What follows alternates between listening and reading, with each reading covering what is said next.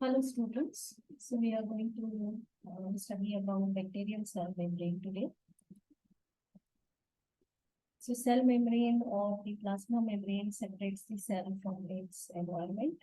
It functions to limit the protoplast. It is basically thin and elastic in nature and can only be seen with the help of a electron microscope. They're made up of phospholipid molecules which are oriented in such a way that the hydrophilic water-loving heads are directed outwards, while the hydrophobic water-hating tails are directed inwards. Proteins are also embedded within the lipid bilayer. They have several functions, such as it functions as a cell-permeable membrane. It functions as a house for several enzymes required for cell wall synthesis, outer membrane synthesis, assembly and secretion of extracytoplasmic and extracellular substances.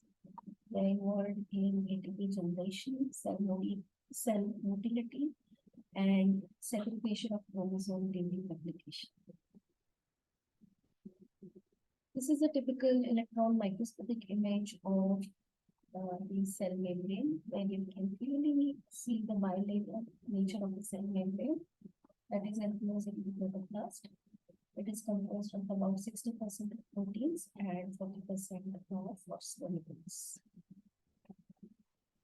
Coming to the membrane structure and assembly, we have a backbone that is made up of glycerol molecule. To the first two carbons of the glycerol molecules are attached fatty acid side chains that are linked by ester bonds. While to the third carbon, there is attachment of a phosphate group. To the phosphate group, we have further additions such as addition of choline molecule or serine molecule or many other substituents in phospholipid molecules.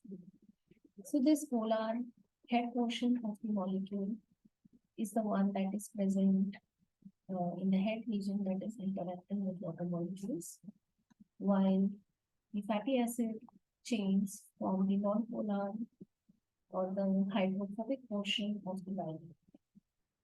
So while formation of bilayers which assemble themselves spontaneously, these hydrophobic fatty acid tails, they assemble such that they avoid interaction with the water molecule and interact with each other, while the head portion are present either towards the extracellular surface or towards the intracellular surface where they can interact with water.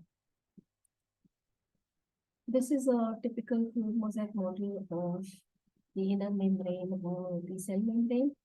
And here you can clearly see the two types of proteins, the intrinsic proteins and the extrinsic proteins. So proteins in the cytoplasmic membrane, they have a variety of functions such as transport and energy transformations. Energy generation is one of the important functions which includes several components that are present on the membrane, which will eventually transport H plus ions across the membrane. That is going to generate a proton motive force. The enzyme ATP synthase, synthesizing enzyme will transport these H plus ions back inside the cell, and in the process use the energy of the proton motive force to generate ATP. So ATP generation is an important function of the plasma membrane. It acts as an osmotic or permeability barrier, also known as a semi-permeable membrane, that is going to be permeable for certain molecules, while it is going to be impermeable to molecules that are charged or having a large molecular weight. These large molecular weight compounds require special transport systems, such as transporters or porins, which are also present in the membrane, and they are involved in transporting such high molecular weight compounds through a process which is known as active transport. They also have specialized functions such as they're involved in cell wall synthesis.